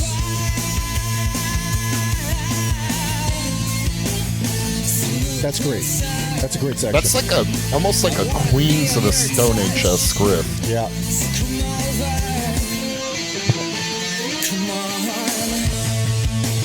There are hand claps in this song, though. I didn't catch that, yeah. The chorus is a little generic, but you know it's not the worst thing they've done. Yeah, it's a fine opener. It's One of the better openers that they've had in a while. Yeah, and I think this is like a deliberate like attempt to not be so bleak. So it is not the last album. That is No. 100%. Yeah. So much so that I was fooled for 3 whole tracks into thinking that maybe this was going to be an okay album. I think it fucking sucks. But the first 3 tracks and the last track, okay, I'll give it to those. Everything else, painful, dude. Yeah, because Ashtray Heart, they have like these chanting parts, and yeah, they're really going for it. The title track is like has One of the best songs they've had in a while. Oh, I love that clicky drum beat with the tom work. It's so good. Yeah, I don't know. Thoughts about the click. Yeah, I don't know. I can't say it works all the time, but I think this deliberate like turn, like I don't love this, and it's not really my band, but you know, for what it is, I think it works. I think most of it doesn't work aside from a few moments, because even though it's trying to be a little bit lighter, the way they're doing it, I mean, the song For What It's Worth, how do you defend that steaming pile of dick? It's insane. I mean, it doesn't get any cornier than that. The most pop sleek song they've had to date. And even though I just took a dump on the Killers earlier, like I don't know, I get it. Like it is in that same vein as the Killers. It's bad. Yes, I agree. Devil's in the Details. It's a little bit more edgy, but really, really generic. I mean, Jesus. Fucking Bright Lights. Woof, dude. Yeah, I get another purposeful. I do agree those 2 songs are weak. I'm not gonna defend those songs. And then when you thought it couldn't get, there's nothing more bright than bringing in steel drums. When you bring in steel drums on Speak in Tongues. Are those steel drums? I couldn't tell. Much like, I don't care if it's a flute or it sounds like steel drums to me. It's steel drums. So I know one layer of the texture is piano. The other layer sounds like it's this synth pluck. I can't tell because you hear it on other songs too. I'm forgetting which other song that it's. Oh, it's like these little bells. You can also hear it on the Never Ending Why. It's the same kind of bell, but on Speak in Tongues, it's coupled with a piano. It sounds very tropical. Yes. I did going through my notes. I did note that you would probably hate this album because there are a lot of songs where you use it as a negative, where it is like music that is made to be in a movie, like that stock generic epic movie song, royalty free music. Yeah, this is where it's getting pretty rough. I wouldn't go as far as the royalty free, but like remember way back when on the Roots episode they have like one song where you were like, yeah, it's just that like generic triumphant movie song they always put in a movie. Yeah, that's more what I was talking about. But you know, you could go stock music. Well, they do go stock when they go like the more rock songs end up feeling very stock. But there's a lot of melodrama. There's a lot of mean, across the board, I could say that about many albums, I guess. But the melodrama is pretty bad. Like, but on here it's less like dark and edgy, and like you said, a little bit more light. So like Have You're Gone has like this, this soft marching band snares. But when it picks up, it just goes fucking pop rock, and it's like, oh, why am I listening to this? This isn't what I like to do with my life. I do think they're using the strings too liberally too. You gotta pick and choose your epic moments. You can't just do it as much as they do it on this album. Happy You're Gone, when those strings come in, it's really like, oh, you're gonna feel emotions now. It felt really forced. I did not like them on there. Yeah, I do think out of all those, like Julian is the strongest. I thought it was going to be a dancey song, but it turns into like a weird, almost like James Bond opening credits song. It opens dancey with that fucking synth bass, but the full band comes in. By the end, I hate it. I really just didn't like the way that it was pulled off. But I also just didn't like that synth choice. It felt, I don't know, it just didn't gel with me. But sure. The as far as like the cringy stuff that was like repulsive, Breathe Underwater, woof. Another big woof on that one. I like the opening guitar riff, and I think those like off like 16th note drum beat is cool as fuck. There it is. I really something like. I really like that drum beat because it's not like straightforward like 16th. It's like broken up in a way. So as a drummer, I gotta give it up for that beat. Another moment where the drums save it for Alex. Yeah. Come Undone. I would call it horrible. I don't know how you would call it or how anyone else would call it. It's also like the first like real down tempo song on here, and yeah, it's not great. Very slow. Yeah. So you're talking about the epic stuff. We get a lot of that on the closer, Kings of Medicine, but I don't mind the chorus has a pretty decent progression. It's very dramatic, but I don't mind it. Yeah, it's one of the better ones for me. They should have cut Come Undone and just put Kings of Medicine. Again, I don't love it, but it makes sense in the scope of the album. And yeah, they do, for the first time, they bring in these like Beatles-esque horns in the song. Oh, right. I also get the feeling that they don't do a lot of trimming of these albums. It doesn't feel very trim. It's like they have a contract to have 50-minute minimum albums. It's very unusual. Yeah. Maybe they just like it, but also, I don't know. I will say I clearly don't have anything in common with this band. Who cares? I will say they were in the age of the CD. And I guess, with the secret tracks, they technically used up all 80 minutes, but musically never did 80 minutes. So Thank God. I will tip my hat for never doing an 80-minute album. Unlike Metallica, who did it repeatedly. God, I don't know why there's press photos of Metallica from the 90s going around on social media, and people are just like saying it's like it's kind of funny. Wait, the eyeliner days? No, well, I don't know. They're not wearing eyeliner in these. They're this like kind of like, I'll find them and send them to you. Nice. Yeah. Tom, at this point, he said, I hate them just for the song titles. The song titles are getting rough. They're getting rougher for sure. I mean, Evil Dildo was the warning that it definitely was the canary. That's for sure. Yeah. He also says, do you know what? I hate his lyrics too. Running battle with the sun with I won't stop until I'm done is not okay. Well, I was going to save it, but oh boy, I think like it's fine to not like his lyrics, but man, the last two albums, they go to shit. Like, you don't say. Some of the worst lyrics I've heard in a hot second. Not including, ready, baby. Including Taylor Swift songs. Oh, she doesn't count as human. But no, she's not.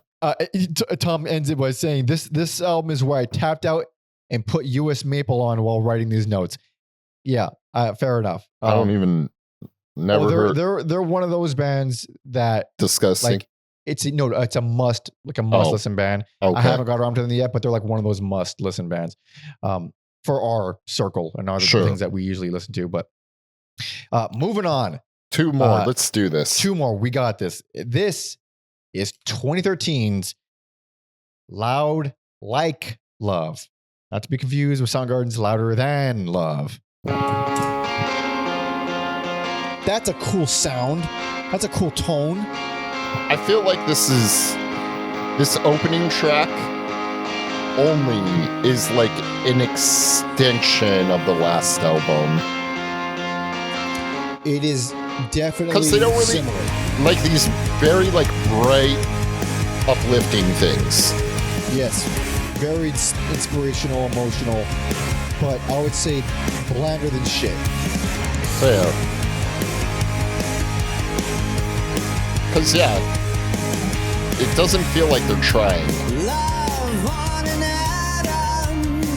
This is like we're now, I'm sure it's the same, but like he sounds like a parody of himself to me. You could hear his age for sure. And he's not even as old as he'll get, I guess. Yeah. Because like they didn't really stop until this. Like they take a big break after this album, but Yeah. Yeah. I can't. Whatever, man. You get the fucking idea. What more can we say about that song? Does it go anywhere that more interesting? It No. doesn't. This album fucking sucks. This one, I couldn't believe not one redeeming moment on this album, Alex. and you're not giving it worst least favorite? Because And I'm not giving it worse. Holy That's how shit. fucking bad this band is for me. I Holy hate this album shit. so. I'm giving this one worst least favorite. God bless you. I would have. I almost did. Yeah. This is bad. It's This- bad, dude. It's fucking bad.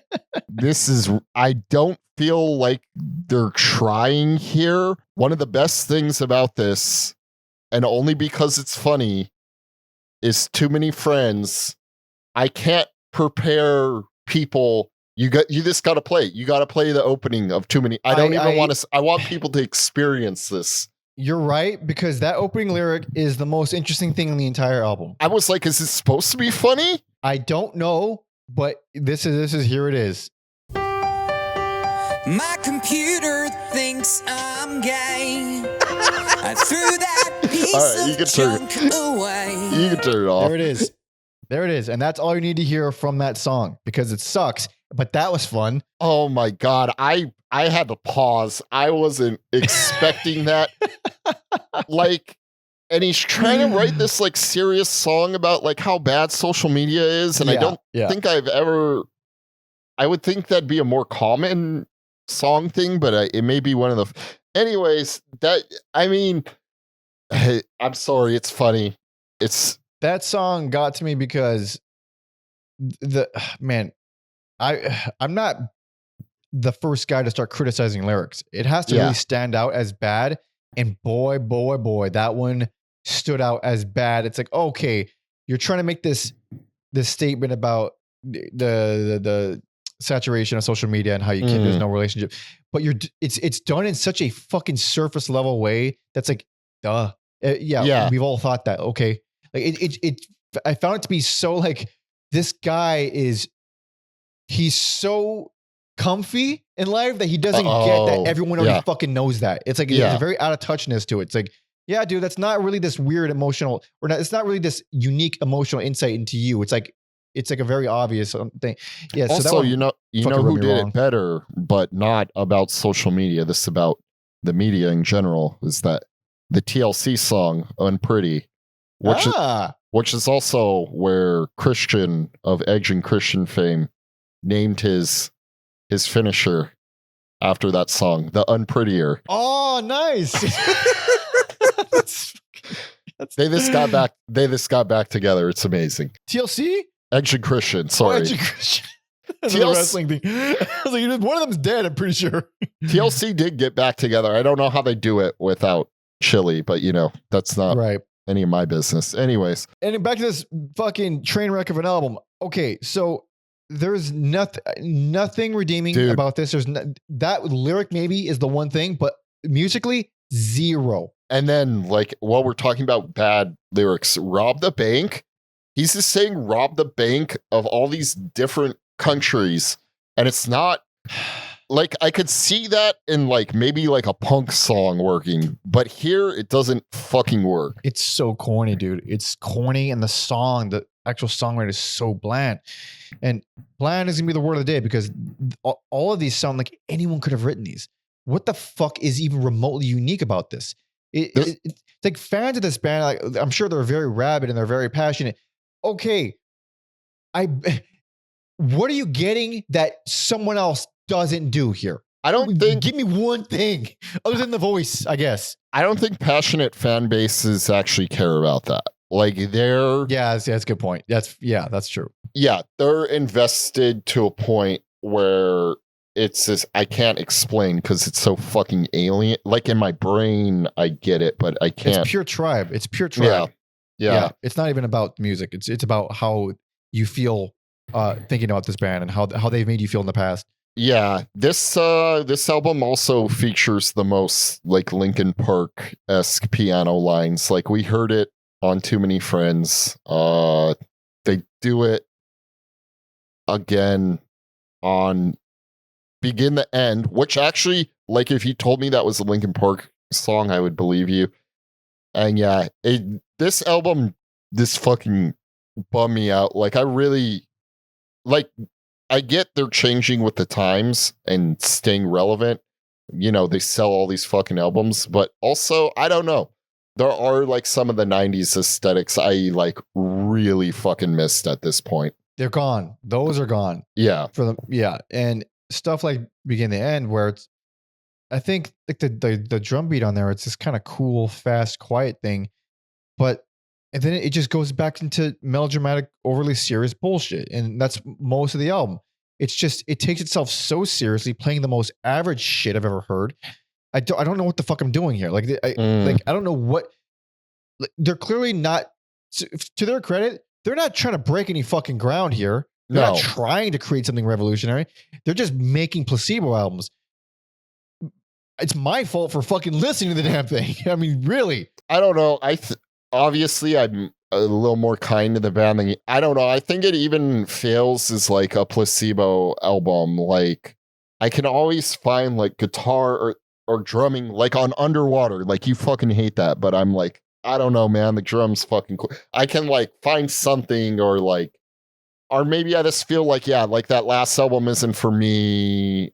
But like I can get like if someone said they enjoyed that album, I could see it. If someone told me they enjoyed this album, I don't fucking get it at all. I don't know what possibly here. I mean, the writing is just in the gutter. There's maybe okay. There's like a random string section around 3 minutes into Hold On to Me, which is nice, but dude, it's not gonna save the fucking song. The rest of it's so bad. It's so boring. Yeah, that's the only nice thing I have. Like those synths are kind of fun, and then it closes out with this like spoken word part that is actually cooler than like the singing part of the song. Right. Yeah. But yeah, that's not enough. No, it's not enough. And also the vocal lines, now that you mention it, like he's just singing things that seem like they can go with this. And it's lost any kind of experimentation. It's lost any kind of character. It's lost any kind of like, maybe if I sing against the melody this time, like it's always just like, you can swap out that vocal line for any fucking vocal line. I mean, none of these matter. Nothing, like nothing here matters. It's really boring, bland, generic, tired, emotional rock garbage. I fucking hate this band. Would you say you never cared for what they do? Never cared for what they know? Why can't I put my finger on that? Why? Because you know that nothing else matters. Oh, duh. There we go. Yeah, of course. Never cared for what they do. Beautiful. As for this album, what else? How well did this do? I'm not going to read this article polishing the knob of this band anymore, but I imagine it did fine. It did fine. See, it did like what? 13 in the UK, 98 in the US, charted in the US, whatever. Fine, cool. Did number 1 in, was that Switzerland? I don't fucking know. I mean, cool. People like this band. I don't know why, or maybe they're just shown this band, and then they were shown this band early on. They liked them. They stuck around. or they Yeah. got no taste. Not bad taste, just no taste. So you can put anything you want at them and they're going to fucking listen to it. I don't know. All I know is this is not for me. Austria and Belgium love this album. Holy Crazy. shit. Italy? Absolutely crazy. Oh, Italians like this too. the Swiss. This went number 1 and Yeah. Man. Yeah. So I was holy saying, fuck. Yeah, they're fine. We can talk some shit. they stink. Okay, last one. You ready for the fucking last one? Yes. Here we go. This is 2022's Never Let Me Go. I was a little intrigued. I was as well. Yes, of course we're intrigued. You hear this? Yes. Again, we never Weird machinery beat boops, fine. Again, we don't want to listen to bad albums. Always root for the comeback. Yes. But then this riff comes in, and it's like, all right, they still stink. That's not a good riff. I'll still take this over anything on the last album. The little beat boops, yes. It's Everything just- else, no. Everything else is, I don't know, it's dirty enough for me. It's not like, It is dirty. yeah. Memory drugs make memory snow. That is The bad level song. of- Yeah, bad The lyrics. level of average on here, how much average this is, this vocal line, this bass line, I'm pissed at this point. So it goes to sleep instead. The memory tapes of memory fucking fill me with regret. Yeah, Now my this memory feels like I really want to get to a chorus, but it's taking a minute. It feels so long. It's super long. And now we're back to the same riff, but with more crazy sounds. Okay, that all does it. So the song I found to be stupid long for what it is. Crazy Mhm. long. And I'm giving this one worst least favorite because it's like they find a way to keep getting worse and worse. Because I hate that last album almost as Mhm. much. I mean, just about as much. But that one didn't have as many spikes in like, what the fuck is this that this album has? Hugs with a Z, spelled Hugs with a Z. Painful. I mean, It's bad. It's almost like a corny manufactured song. It just nothing we're doing about. It's a pile of dung, dude. It's crazy bad. And Happy Birthday in the Sky. Good mother of God. The amount of cringe on this album specifically was shocking. Happy Birthday in the Sky. I'm giving that a slight thumbs up. Really? I Slight. thought it was doo-doo. What's the thumbs up? I just like when it gets spacey. It won me over. There it is. It won Alex over. Yeah, Holy I don't crap. know if it's synth or guitar, but it starts to get spacey. Slight thumbs up. This isn't amazing. The lyrics are bad. Hugs with a Z is the go-to example. But I mean, it's I guess almost anything would have been a bounce back album for me, and I think it does just enough. It's not like total redeeming, but I don't hate this as much as I hate the last one. That's a more fortunate position to be in because I was in your boat after hearing the last album for the first time. I thought, oh, it can't get worse than this. And I heard this and I thought, this is at the very least as bad. And then when I heard it again, when I listened to this and I listened to the previous one right after, and I thought, I hate that album, but Yeah. it didn't piss me off quite as much as this one. There's songs in here that I find to be just like offensively bad. Sad white reggae, I would almost say it's worse than actual white reggae. I don't know what even is it? It's just emotional, mid-paced. It's not quite ballady. It's a little bit more electronic driven, but it's Mike. just unforgivable. I think that's one of the best songs on this album. You're wild. You're a wild man. What? Yeah. What? Yeah. Well, at least To the tell me you hate Twin Demons at least, please. No.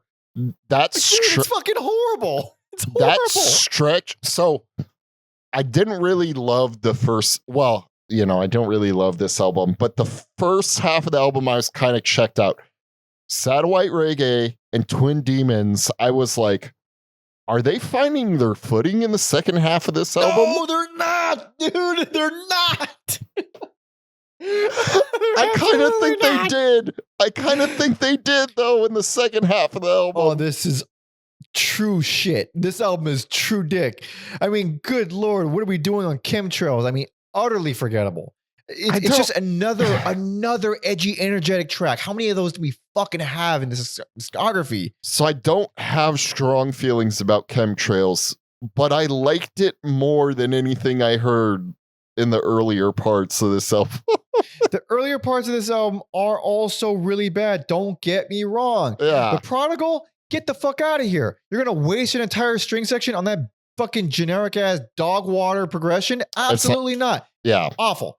Yeah. Surrounded by good. Spies, I almost have no words for that one. I mean, electronic, overly ultra serious electronic driven edge rock. Yes. I mean, I guess fucking stinks.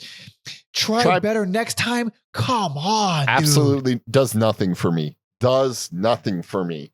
I was like, I was like, oh boy, what am I gonna give worst least favorite to? But I don't know. I can't I don't know. I think this second back half isn't all that bad. It's not great. You don't think Went Missing isn't that bad? You don't think it's as forgettable as fucking everything else? I don't know. It's kind of surreal to it. There's like this I don't know. I kind of digged it. I don't love it. He done dig it, dude. I done diggity dogged it. I don't know. Fix Yourself. Like that guitar perfectly encapsulates the buzzing noise of a neon sign. And I mean that complimentary. Sure. That's a cool sound, I guess. The buzzing of a neon sign. I love me some neon signs. Fair enough. Fine. I still think it's a boring ass fucking synth riff with a slow bossa nova beat. Yeah. And then it gets all new agey around 4 minutes. It didn't work for me. One thing that stuck out, it was on This Is What You Wanted. So it's another dramatic piano, clean guitar, sort of dirgy ballady thing. That's the worst song in the back half, I think. It's really, really bad. There's something about it that there's just no fucking life in it. There's no. It feels like people who stopped really loving the I don't want to say the process so much, but like the wonder of songwriting, where you come up with something that's like, oh, where did that come from? Like, oh, you know what? That sounds a little too similar to this. Let's see. How can we make this weird? There's none of that in there. It felt just like, all right, I came with this thing. All right, let's turn to a song. Okay, we're done. It felt so fucking clinical and sad, and it bummed me out. Like, I don't feel any life in this fucking album. That song stuck up particularly, but it's really more modernized. So all of the blandness feels like, oh yeah, this is definitely royalty free shit. Like I have to, like for my job, I have to listen to royalty free bullshit when I work. Yeah. To like pick out stuff, and it's a nightmare. It's the worst. It's one of the worst parts of being an editor is having to listen to fucking royalty free stuff. So I'm hearing this, and it's like, this is the same fucking shit, dude. It's crazy. It's crazy. Well, I guess you would know. They keep finding ways to get worse, dude. Again, I don't really have skin in the game, but just for the record, like this album, I'm like, fair enough. Alex is fair enough. The one thing I will give it is that compared to the previous album, it is more stylistically diverse. I will give it that. Yes. But you couldn't pay me to listen to these absolute hacks ever again. I am fucking done. I'm sorry, Blarman. I'm sorry. I'm sorry to you, but I am done, dude. I will be returning to Without You, I Am Nothing after I've moved away, after I've listened to some. We usually need to take a long break. Even in bands that I find myself liking. Even good bands. The only exception recently is Thinking Fellows for me. I've been on a hardcore Thinking Fellows kick. Whenever I get a break from this, I can like throw on something, or if I'm driving somewhere, I'm back on Thinking Fellers again. It's crazy how much I like Sonic Youth. I haven't stopped listening to Sonic Youth. There it is. There it is. Yeah. I bought a copy of Daydream Nation while I was in Minnesota. Very nice. Although I should have been looking for AMRAP shit because it's probably easier to find. Oh yeah, it's the hub. Yeah. But that brings us to the end. Thank you so much for listening and watching. Holy crap, if there's anyone left, let's do a little recap. Without You, I'm Nothing. Best personal favorite. Great 90s album. And then worst, least favorite, Loud Like Love. Holy shit.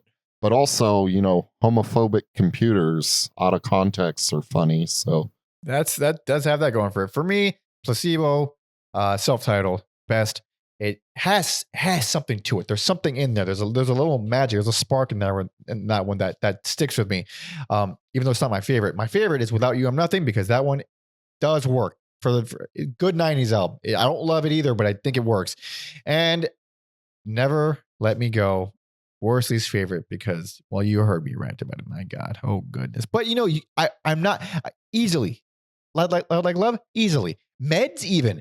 Go ahead. Fuck it. Yeah. I have no love for so many of these albums. Thank you for listening and watching. Thank you, Blarben. I'm sorry, Blarben. Thank you, Blarben. I'm sorry, Blarben. Oh, God.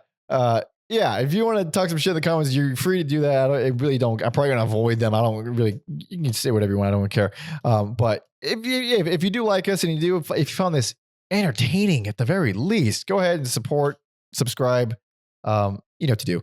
You can follow me on all social media at PanderMonkey and Alex on Bluesky at Octatron3030. And don't forget to follow our history guy, Tom Osman. Tom Osman Sounds for Tom Osman Sounds social media, TomOsmanSounds.com for all his music and his podcast. He's coming up on his 100th episode, so he's planning a nice little extravaganza with a really awesome assortment of really cool ass musicians, people people we like, people you like. So there's a link to that in the description. Go check him out. That's more than we did for our 100th episode. No, we did the Melvins. It was the first ever multi-part episode, and it was the Melvins. Yes. Yeah. So that I'm just saying. Well, I was gonna say we didn't get anyone cool, but we got Robert. Yeah. And please, you can also check out my EP. There's a link to that in the description. You can shit on that if you want. patreon.com/everyalbumever. Please go there, support us financially because we need it. You get to see the schedule in advance. You get some bonus episodes. You get to join the Discord, be a part of the community. It's fun stuff. We're not accepting any more requests at the moment. We'll reconfigure things once Alex leaves the show. We'll see it's coming up. It's going to happen fast. It's going to happen fast. We're finishing the requests that we got, but you got me for 4-ish months. Just about. Yeah. There's going to be a format change. The show will be different, but I'm not going to abandon discographies, but I'm just going to find a way to make it more manageable for my daily life and also bring it to my other cool stuff. And, I hope to make it a little different, but better in some way, because we can't recreate, with this. This show is what it's been for 6 years. It's not going to be the same without Alex. Therefore, not going to try to make it the same. That's very sweet. And also, I've seen like a few sweet comments from people where I'm just like, oh man, this really nice comments from you guys. We talk a bunch of shit and we joke around, but goddamn it, we really appreciate you and love you guys. So thank you for sticking with us, and thank you for those who are going to stick with me once Alex is gone. Thank you especially. What was it? So go to Patreon if you want to do that. It's very cool. And I think, that's it. We're gonna be back next week with another hotly anticipated episode. For those who watch us, you already can figure out if you're a fan of the show, you can already figure out what it's going to be. But until then, see ya.